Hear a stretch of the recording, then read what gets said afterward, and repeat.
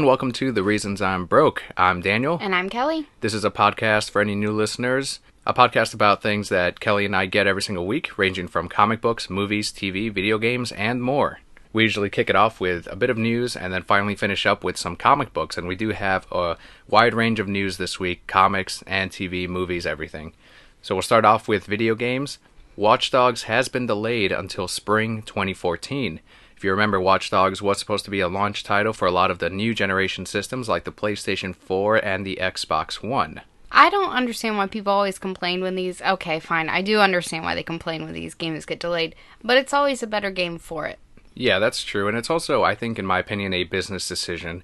Ubisoft is also releasing the Assassin's Creed, the next Assassin's Creed, the pirate one, which you should be all over. Well, now, Dan, let's just slow down a little bit. It's got Blackbeard in it. He was in one of those pirate movies. He was just in Pokemon. He was, actually. He was in this week's Pokemon. He had a Ninetales. That'd be a better game, Assassin's Creed with that pirate from Pokemon. Ninetales, you play as him. I don't know who I'd control, though, the Ninetales or the pirate, really. Ninetales. Ninetales. I would be Ninetales. So Watch Dogs has been delayed. Again, business decision, because you got Assassin's Creed, you got GTA, which people are still going to be buying during the holidays, Call of Duty, Battlefield, Pokemon X and Y, of course. But for them, I think they should focus on Assassin's Creed 4 as being their big hit, and then they can go ahead and bring out Watch Dogs after that big holiday rush. In the spring, when people are still going to be looking for games, you'll have Watch Dogs right there. We also got to see some more Kingdom Hearts 3 gameplay footage. So excited! Yeah, it shows Sora like fighting a couple of the Heartless, and the main thing about it are the new like super moves, Yeah, where you can summon like actual rides from Disney and use those rides to, you know, run over the Heartless and everything. One of the rides is the ship. I don't think I've ever seen it at any of the Disneyland locations. It might be at Disneyland, not Walt Disney World. Yeah, you get like on a big pirate ship and it just swings back and forth and he hits him. And then who's he fighting? One of the Titans in Hercules? Yeah, the Rock Titan, somebody, I don't know.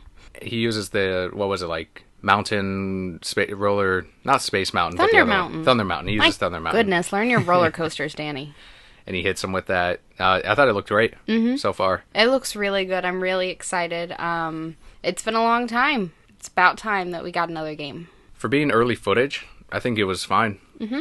It keeps us all excited because we know, yeah, there's still 3 more years, but they're like, here, have a little piece of a cookie.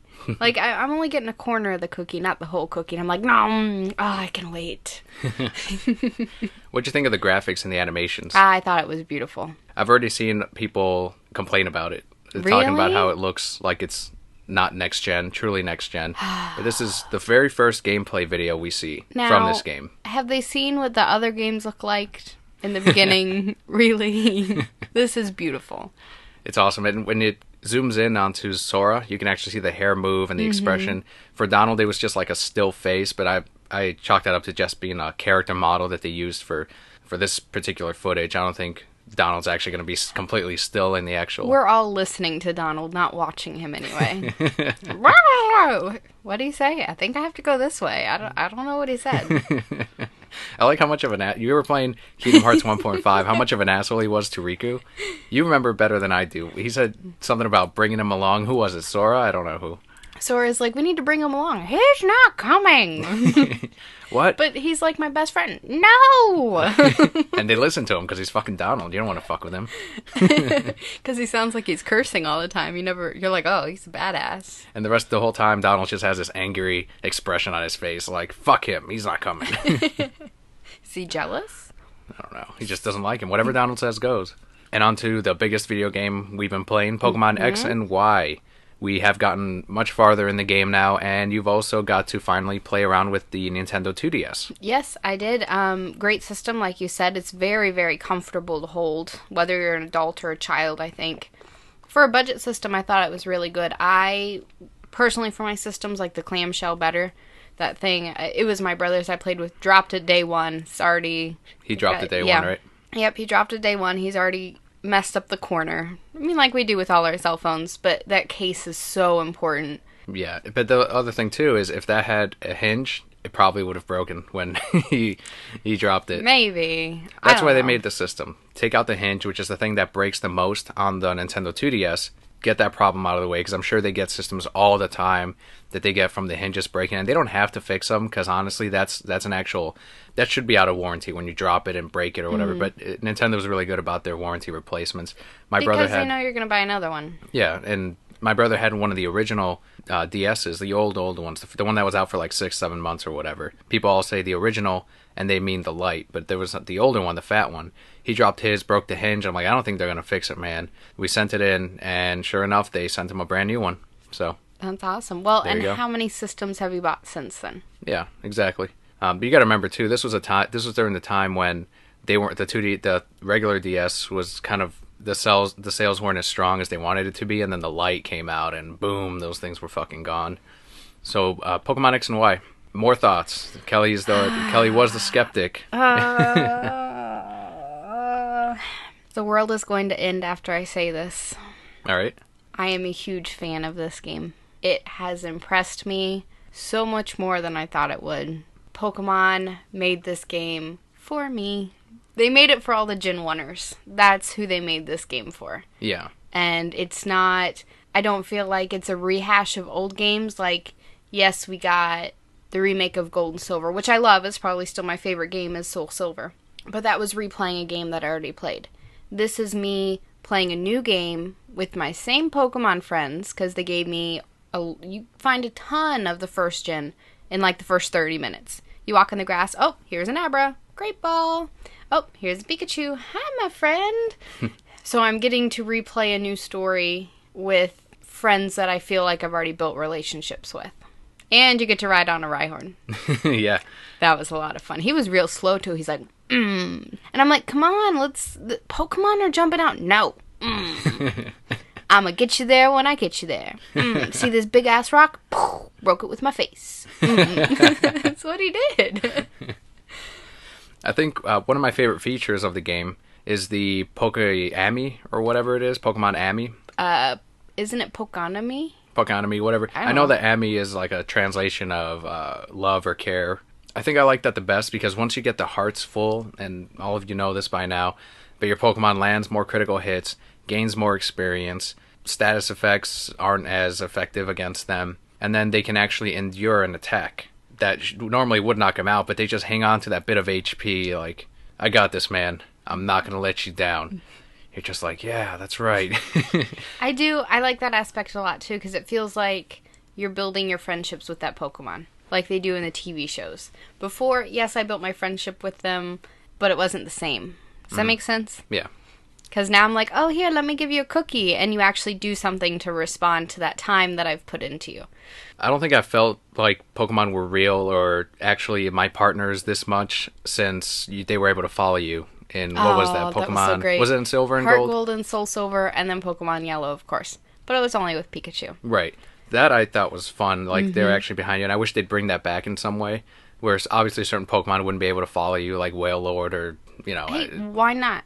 Because it's a giant... I had giant-ass Arceus following me around. And, I had God behind me. Like, you want me to kill him? Okay. I don't think he was in Gold and Silver. No, I got him. No, you just got him. Heart Gold and Soul Silver. He was there. He may have been an action replayed God, but he was there. But I did take to Twitter to ask people what their favorite feature from Pokemon X and Y was. At Pandanime, that's Scott from Lazy Gaming Guy, says, best new feature, being able to sit down. Also getting experience when you catch a Pokemon. Very much agreed. Catching a Pokemon, your Pokemon is working for it, it should get experience. And then you can sit down on anyone's bed, anyone's chair. You can actually interact with objects. I like that too. Yep, it's a very fun game. I definitely recommend it. Nintendo has also announced a limited edition Legend of Zelda Link Between Worlds Gold and Black 3DS XL. Initially, they just announced it for Europe, and we were just hoping we'd get it here. And the Black Friday ad leaked from GameStop, which shows this limited edition XL for North America. So it is coming to the US. It is coming to Central America and Canada. I don't know if it's going to be a doorbuster where you could get it kind of like they did with the first Legend of Zelda DS, what was it, 2-3 years ago, where it was a Black Friday special. I hope it isn't, because that's going to be a pain in the ass to get. Yeah. But hopefully it comes out before then, and you can hold yourself a copy. You've seen it already, right? Mm-hmm. What it looks like? It's beautiful. Yeah, if you wanted to tell them exactly what it looks like. It's gold on the top, and then it's got the gold Triforce. And then it's black on the bottom with a mirror Triforce, which was really cool. And then it's gold all on the inside. Yeah, that represents the actual game, which is another kind of Link to the Past type of game where you can visit 2 different worlds. You're in between Hyrule and Lowrule, so that when you flip it open, it shows like those 2 worlds as well, the gold and the black.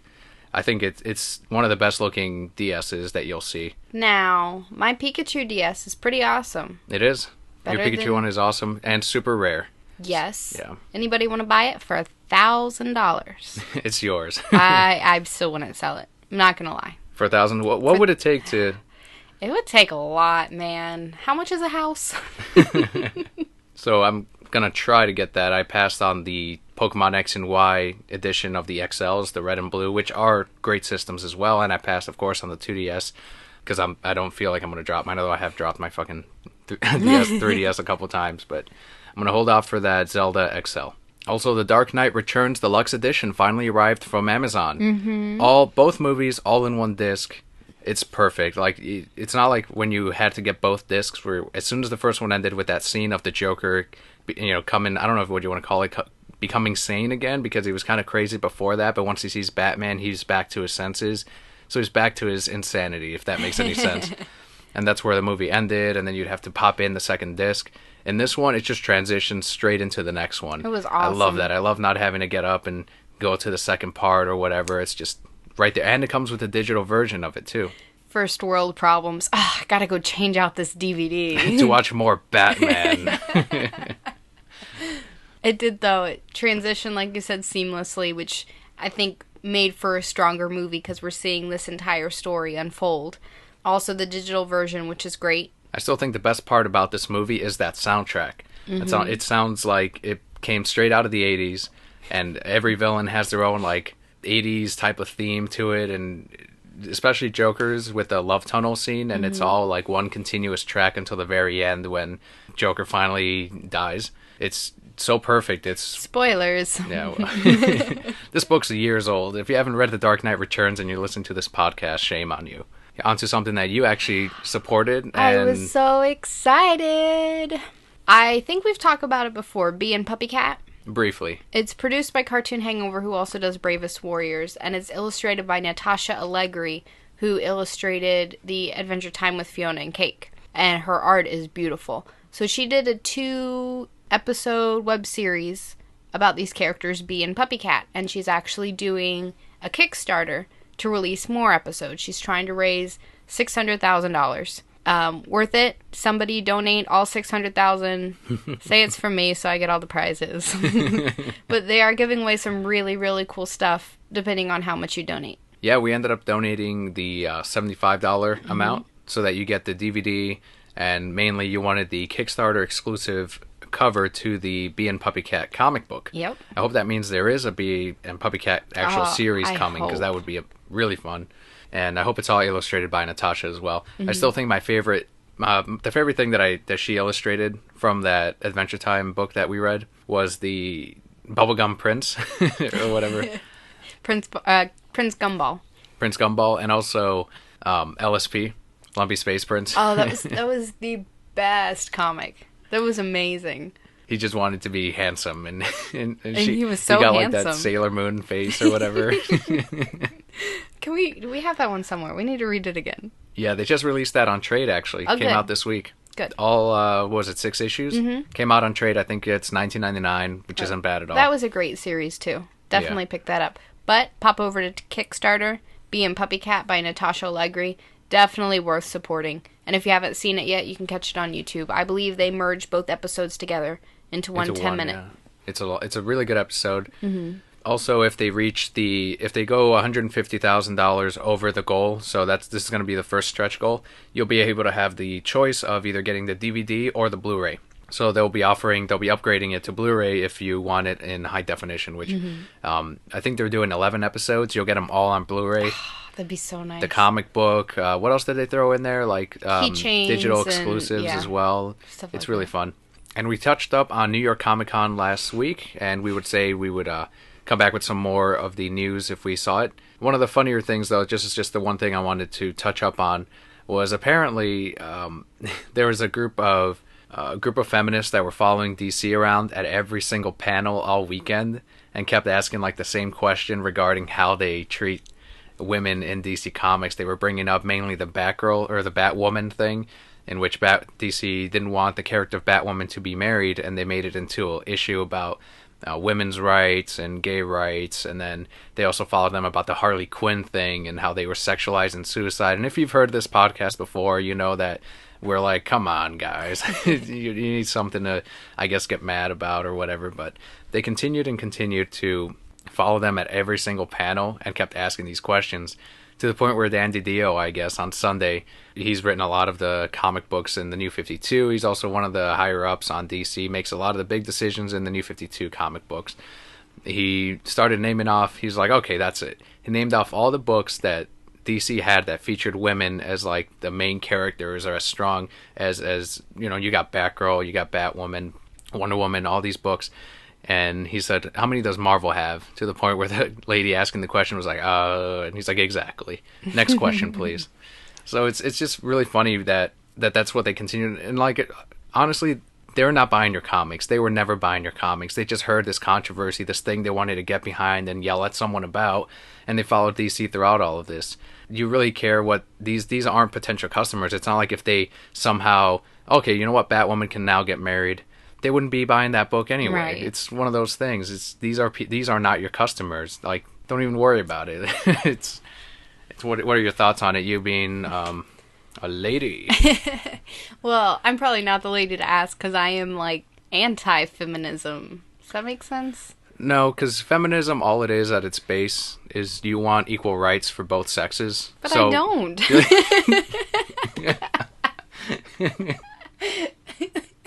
I was going to say everyone is, but never mind. Man, maybe we shouldn't get into this on the podcast. But I understand that men and women aren't equal. Things, and I don't know if feminists just don't realize this, but if you have equal rights, if there's a draft in a war, women get drafted too. If you're going up to ask for custody for a child, now the man has just as much of a chance. A lot of times, yeah, the moms get custody over the dads. Exactly. So, you know, they don't realize this. So I'm like, really, feminists, calm down. One, it's just a story. They're comic books. They're funny books. It's just a story. Two, put on a bra, get in the kitchen and make a sandwich for a man. And everything will be better. Superman's like, well, all right. Fine. Come here, Bruce. I've been there. All right, and if there are any listeners left, this next bit of... Are there any left? I'm just voicing my opinion. I thought this is what we're supposed to do. It is. Be honest with our listeners. This is who I am, Brokettes. It's not changing. The Green Team's final issue will ship in January. Oh. So that's it for Art and Franco's book. But some good news came out of this. They will now bring back Tiny Titans, which was probably the most successful book for DC. Was the Tiny Titans book. It featured a lot of the DC characters, and they actually made appearances in that Superman Family Adventures comic book. But they are bringing it back right after the Green Team is over. What do you think? I like the Green Team. The other one that's also ending in December is Vibe, which we haven't been reading, and also Katana. One of the books that's replacing these cancellations is Batman. I want to say it's Eternals or The Eternal. Ugh, more Batman. We were joking about this earlier because we saw people on the internet like, oh, great, another Batman book. It's like, yeah, that's what sells. That's what they're trying to do. They're trying to make money. It's a business. If you don't like it, you should have bought the Green Team. You should have bought Buy the Movement right now. You should have bought the non-Batman books. Oh, were you not buying any of those anyway? And you were at New York Comic Con just following DC around? But, like, if you don't want Batman books, buy the books that are not Batman. Buy more Swamp Thing, for example. It's a really good book. Animal Man is awesome. But if people keep buying Batman, that's what DC is going to keep giving you, is more Batman. Same goes with video games. People complain about Call of Duty every single year. But what happens every year? They buy it anyway. Why? Because the rest of their friends are going to suddenly start playing the new Call of Duty Ghost and they're going to get off of Black Ops 2. That's what happens. Vote with your dollar. If you don't want any Call of Duties and every single year, don't buy them every single year. Same with the Batman books. If you really don't like Batman, let's face it, who doesn't like Batman? But if you really complain about more Batman, then buy the books that are not Batman, like Swamp Thing, and actually support these books. Don't just buy only Batman or complain about it and not do anything about it. Before we move on to comics, I'm actually going to take a quick jump back to video games. One that I just found out about this week comes out the 22nd. Yeah, this Tuesday. So in like 2 days. Mm-hmm. Woo! I'm excited now. Anyway, it's called Hometown Story. This is by the creators of Harvest Moon. As our broquettes who followed us for a while know, I'm a huge Harvest Moon fan. So this is by the creator and producer of Harvest Moon. And it's going back to what the creator wanted Harvest Moon to be. So I read an interview because I did a lot of research before I put my money down on it. Because, let's face it, I got so much to play. Yeah. I don't have time to play this game, but I'm getting this game. I don't have money to play this game either, but it's going back to what he wanted Harvest Moon to be, because he said, Harvest Moon, the way you got people to like you was by giving them things. So you were buying their affections. And then it seemed like the whole point of the game became to get married. If you got married, then you won the game, so to say. And that wasn't what he wanted. He wanted the games to be about building relationships with deep characters and actually helping a town thrive, not only by the things that you do, but by the relationships that you build. So that is what this game is going to be. It's going to be very non-romantic character-based. From what I've read, they have a lot of very, very deep stories for these characters, and you run around and you help them and you talk to them, and that's how you build relationships, not just like, here's this chocolate that I bought at the store for $200. I don't know. It was a lot of money. So I am really excited for it. You can still get married, though.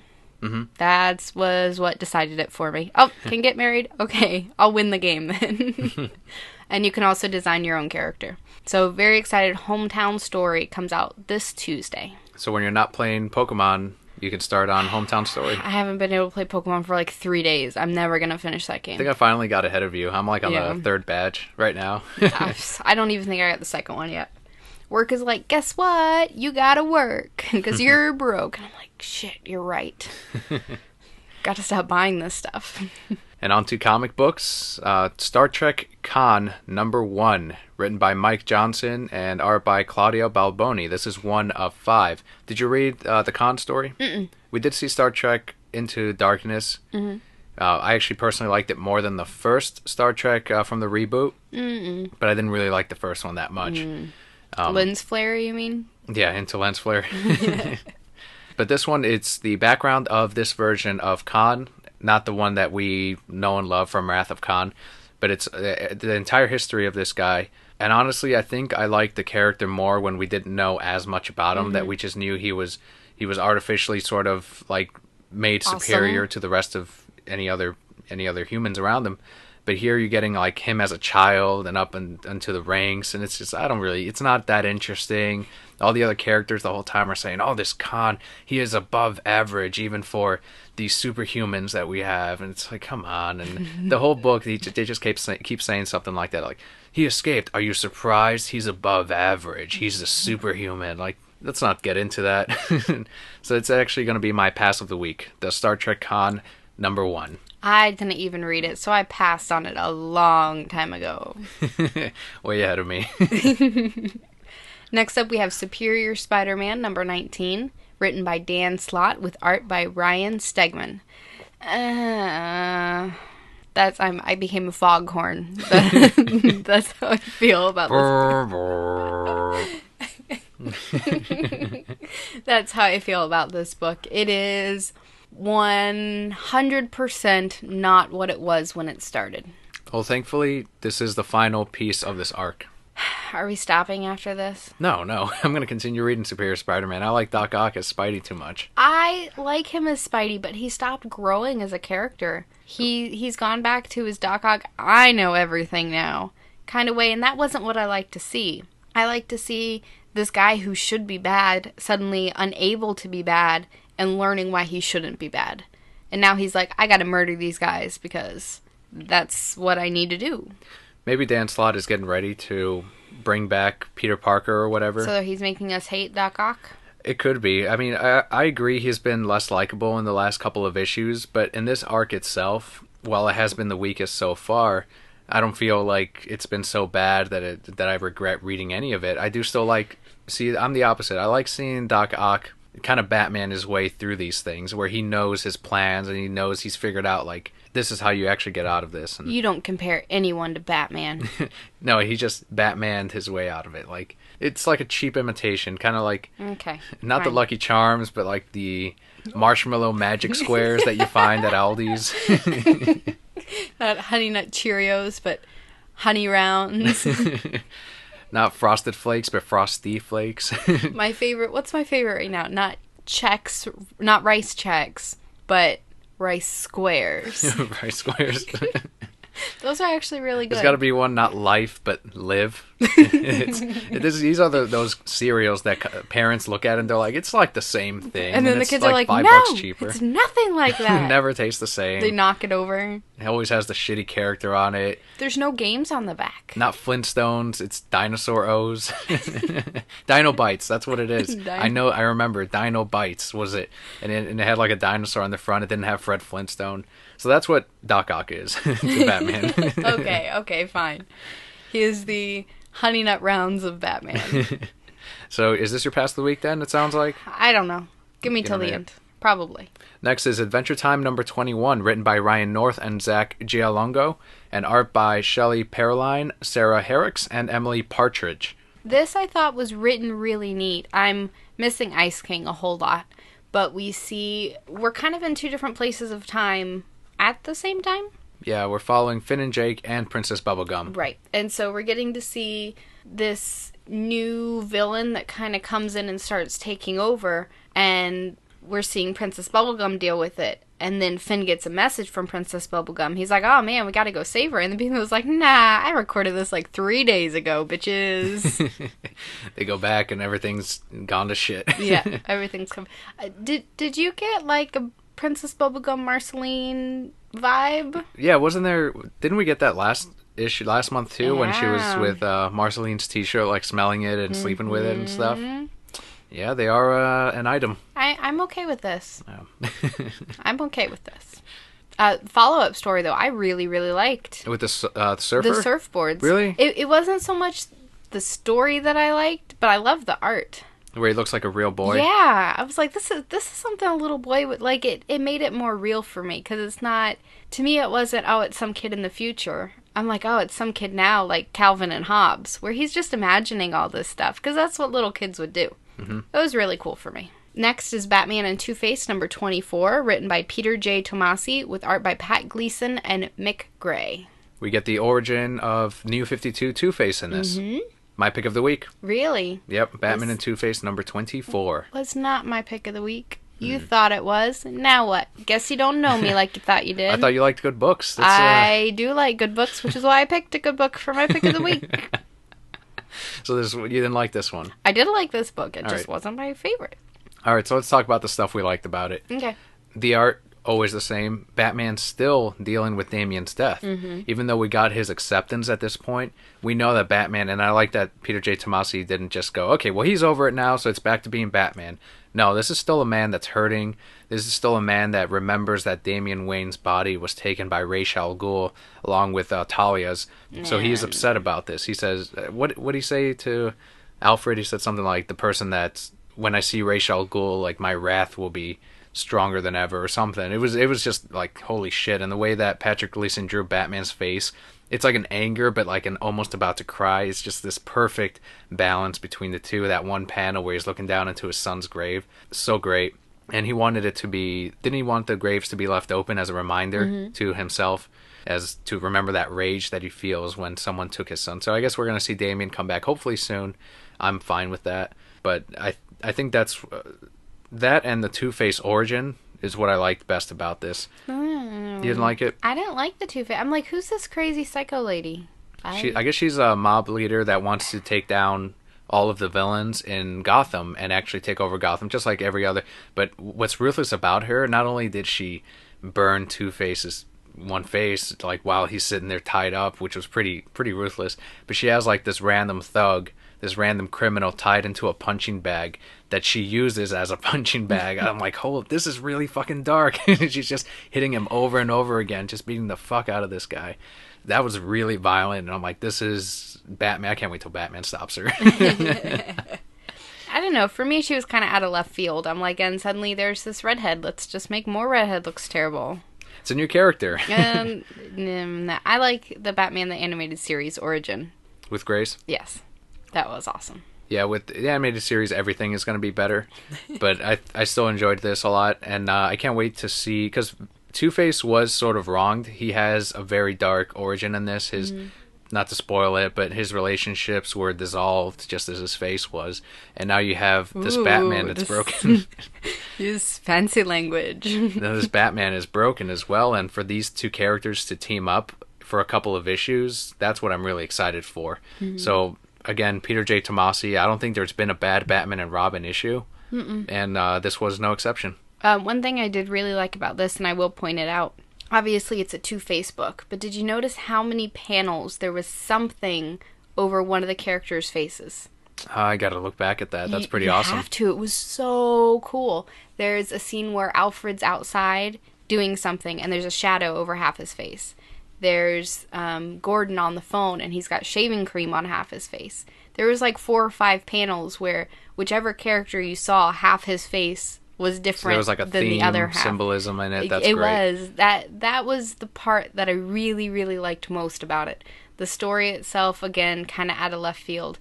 All these Batman characters, like my Pokemon, I feel that we are already friends, and I know them. And then they go and do kind of weird things that I don't exactly agree with their background, and it just kind of rubs me the wrong way. I'm glad you're a better person than I am. I did notice this awesome bit of art in this next book, Batman Beyond Universe number 3, written by Kyle Higgins and Christos Gage, and art by Tony Silas and Ivan Koya.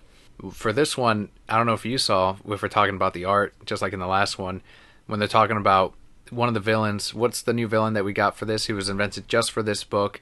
Rewire? Yeah, Rewire. He teams up with Ink and a couple of the other guys.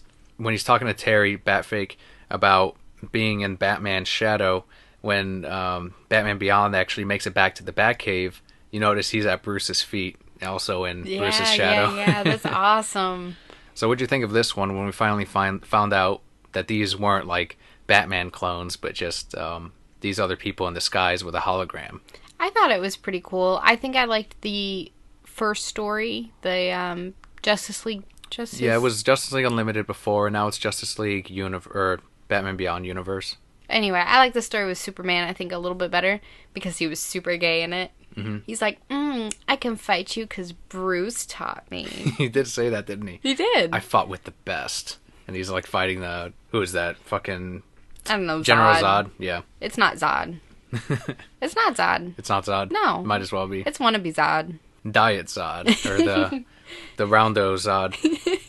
He's the Dinobites of Zod. If you can tell, we've been to Aldi's recently, so comparing these. I think I did like the Superman Beyond story more, also. Mm-hmm. I still enjoy seeing the Superman without his powers and actually having to fight. And like you mentioned, Batman at some point, I guess, trained Superman and taught him how to fight. Wish I could have seen that, because he would have been like, now put me in a hold. Show me how I would escape this. I'll just bend over a little bit like this. And put your arms, so strong.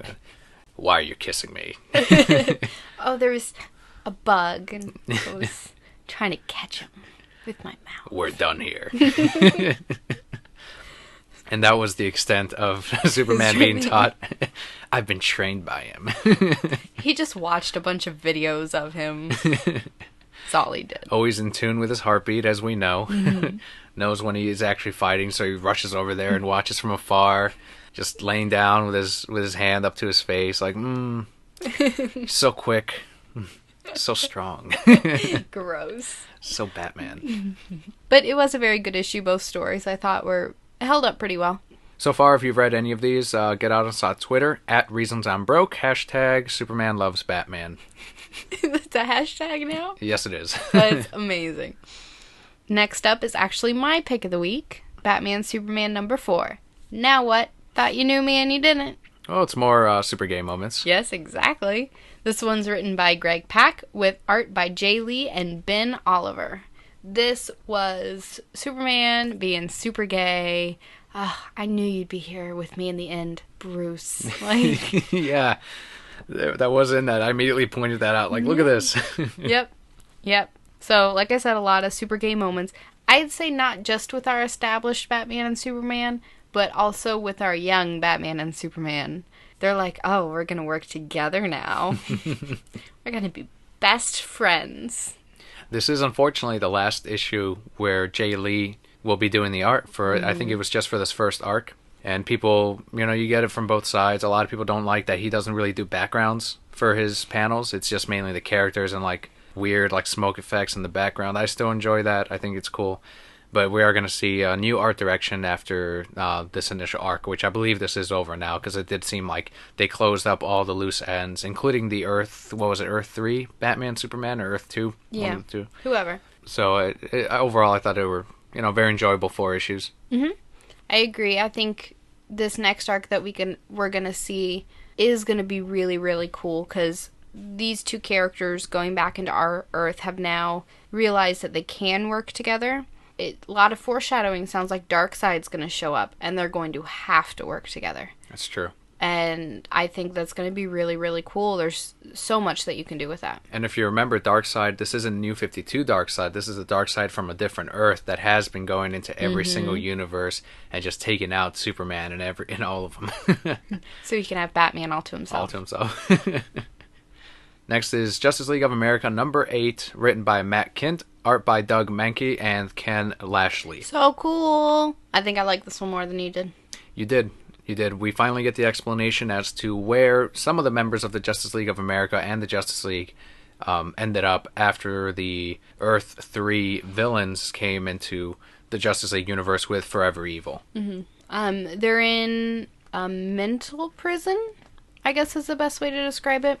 They're all kind of living out their own personal fears. Their own guilt. And yeah, the only one that can actually not be affected by it is, of course, the Martian Manhunter, who is a strong character by himself.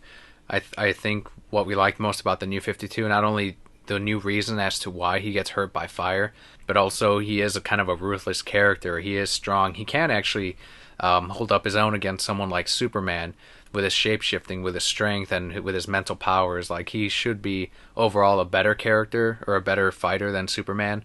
And then here we see that he completely works himself through every single one of these prisons. Like, yeah, they're not made for him, but he can still be caught up in it, and he wasn't. He just kept trying to free each and every one of them. So that's where the Justice League is. They're not dead, but they are in a prison, so to say. I realized this is why Batman's free running around. Because you put Batman in there, and, okay, what's his worst prison? Like, he's trying to save his parents, and he can't. And he'd back glare and be like, no. Because he's already accepted that. He has no guilt. He's accepted it all. So that's why they can't put it... When they were coming up, it's like, and then we'll put all the Justice League in this prison, and then march... And somebody's like, whoa. Batman would have broken them all out, like, a long time ago. We can't put him in there. And they're like, oh, shit, you're right. Well, fine. Batman can go run around and save somebody else. We kind of did see something like that when Batman ended up in that Constantine house, and he was living, like, his best memories, like, if his parents hadn't died. And they're like, oh, Batman's trapped in this heaven of sorts as well, because that's what it was. It was their heaven. Their heaven, yeah. And then Batman comes out of the shadows like, no, I'm not. Oh, shit, he wasn't. It's just, he knows that it's all fake. Right. So you're right. He wouldn't have fallen for that. Batman's so cool. So I'm glad you liked it so far. We got 2 more issues left. We've hit our pick of the week. Finally, we have Legends of the Dark Knight, number 13, written by Tim Seeley and Peter Milligan, with art by Riccardo Burchielli and Freddie Williams. This is the final of the single issues that we're going to talk about this week. If you remember the last one, we had this plot with Ra's al Ghul in which he wanted to murder tons of people in Gotham to help protect the Earth because of the way that humans are destroying it. And Gotham, of course, being one of the biggest cities in the DC universe, probably right next to Metropolis. I'm not sure which one's bigger. I'm assuming Metropolis is got to be bigger with all the murders that happen in Gotham. Probably. I still don't know why people live in Gotham. Oh, Batman's in it. Well, you might be okay. saved by him. Yeah, I would. Or you might even be killed by the Joker. Like, both things are still pretty awesome. You end up being killed, like, by the Creeper or something. Like, oh, fuck. Joe Chill just happens to find you and kill you, too. Like, oh, why'd I have to wear these pearls? But then your son turns into Batman. Now what? That's true. Or the anti-Batman. Now it's worth it. So this one continues that Ra's al Ghul plot. This is the Batman that was relying too much on his gadgets. This, I guess we could call him like Iron Man Batman, because he had like everything remote control where it would home in on everything. And when that finally went away, when his money went away, it answered the question of what would happen to Batman if he had no money or his gadgets. Well, he went back to his training. He had to revert back to that training that he hadn't used in years. And that's what this story is about. This is about a Batman that had gone soft in a way, but now he has to go back to his old ways, revisit the Batman inside, the older one, and retrain himself, focus his body, his mind. And you see it, he struggles still. He throws a batarang and ends up cutting up the lady that was being held hostage before he, while knocking off the guy's hand and the gun. But here he finally puts a stop to Ra's al Ghul, and he reaches that level that he was years ago when he was younger. I very much liked the idea of this story. I don't know that I liked the execution as well, but I think it's a great premise of, because we do see Batman a lot with his gadgets, and that is everybody's biggest objection, I guess. Yeah. Argument for Batman is, we'll take away his gadgets, and what does he have? Well, he's still fucking Batman. Mm-hmm. Like, he's still the peak, the prime of any man ever at any time. Both mental and physical. Right, exactly. So he can still go around and destroy these people and instill fear into them and all this kind of stuff. He's still awesome. So I do like seeing him coming back, and this is kind of saying, yep, look, even without all that stuff, he just had a laptop and a piece of paper on the wall. I don't know why that piece of paper was on the wall, but there was a piece of paper on the wall, and he solved this. It was a great detective story as well. And Ra's al Ghul, I think, was giddy inside that Batman was back. Like, oh, that's why he gave him all his money back. Is back. He's like, oh, he stopped me. Here's all your money back. And he disappeared, like Ra's always does. You can't really put a stop to Ra's. You can never, like, what are you gonna do? Put him in Blackgate? Someone like Ra's or Arkham? You can't put him anywhere. He's gonna outlive everybody who lives in Blackgate, and then they won't remember why he's there. So just let him go. Yep. I think he got locked up in one of the jail cells one day. I think he was a janitor. He was cleaning up in there. Someone locked him in. Yes, that's exactly right. Just let him out. Let him go. He's been here for years. He must be an employee. But the second part of this, Legends of the Dark Knight, was following a criminal that his name is 13, in which he is very unlucky. In every one of his crimes that he tries to put together, something ends up happening where everything just falls apart, and this happens a number of times. Like, he tries to hold up a bank, and the mask, the material it's made of, he has an allergic to. And then this time he runs into fucking Batman, which is like the worst thing for any criminal. But it's all part of an elaborate plot that they were using him as kind of like bait, right, to try to get him. What's funny about it, though, is the criminals don't follow through with their plan because they get superstitious because a black cat goes in front of them. So it kind of plays up on the whole thing where criminals are superstitious and cowardly. Yeah. So you see that in this. And then a little happy ending for 13. Batman is just like, whatever. I knew they weren't going to hurt me, and superstition's not real. Like, he says that at one point. He's like, luck's not real. But then he ends up like putting together this like happy ending for this criminal, because although luck may not be real, Batman did set it up so that he was in the room with this lady that he actually fell in love with, but had to hold up the bank for, and embarrassed himself and shot her. So I thought it was good. Overall, Legends of Dark Knight was fun. The final thing, we picked up a trade, Green Lantern Volume 2, Revenge of Black Hand, written by Jeff Johns and art by Doug Mahnke. Continues the story of Sinestro when he runs into Black Hand. So now you have the first volume and the second volume both available in soft cover. So that means it's cheaper, well worth the price. Yeah. You get 7 through 12, I believe, in this volume. So this one's going to cover the Indigo Tribe when they capture Sinestro, and then Hal rescues him, but in the process we find out more about Sinestro's past with his wife and his world and why he does things. His wife, who is cool in this and not a bitch like the other ones. Like in that Sinestro one-shot. The one written by not Jeff Johns. Yep. Yeah, she was more like, you read it too, and she was just like, she disagreed with what he was doing, is what you were saying. Right. It wasn't that. It seemed like in the one shot she was telling him all this for selfish reasons. Stop this because it's making us look bad. Stop this because we're going to lose all our money. in this one, she was like, I really don't think you should be doing this. He's like, there's no other way. We have to do this. Yeah, but there has to be another way. This isn't really what you should be doing. And he's like, I want you safe. Get out of the city. Yeah, like at the same time, he was kind of, I guess, evil in the way of saying that free will has destroyed their world. So his law, by taking that away and actually like controlling all aspects of his world, is what will fix his world, because it's gone into civil war. And he says, see, it doesn't work, so this is what we're going to do. And she said, I think my favorite line was, my brother would have stopped you. And he says, your brother is dead. But like you said, he's still like, you must go. You've got to be safe. Right. He still loves her because she still loves him. Mm-hmm. It's not...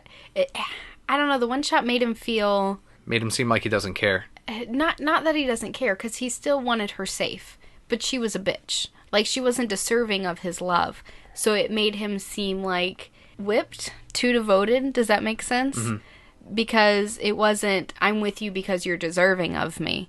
It was, you're a banshee, and I'm with you because I can't get anybody else. So that's what it made it feel like to me. But in the trade, yeah, you're right. It's they fleshed out that relationship. Jeff Johns kind of showed you that. They fleshed it out in a page. They didn't need a whole comic book. Right. In a page, I already love their relationship. Exactly. And that sets up the awesome scenes later on with Sinestro dealing when he's reminded of his wife and reminded of this life that he didn't choose but he had to take, and you're just like, oh, Sinestro, this story continues. So. But that will do it for this week. We ton of news on comics, movies, video games, and everything. Make sure to follow us on Twitter at Reasons I'm Broke. Let us know what made you broke this week. # Reasons I'm Broke. Also check us out on iTunes. The Reasons I'm Broke. You can download us there straight to your iPod. Please leave us a comment or review. Helps other people find us. And if you don't have iTunes, you can download IPP Podcast onto your Android phone and find us through there as well. And with that, next week we'll cover more on Pokemon. But until then, I'm Daniel. And I'm Kelli. See you next week. Thank you for listening.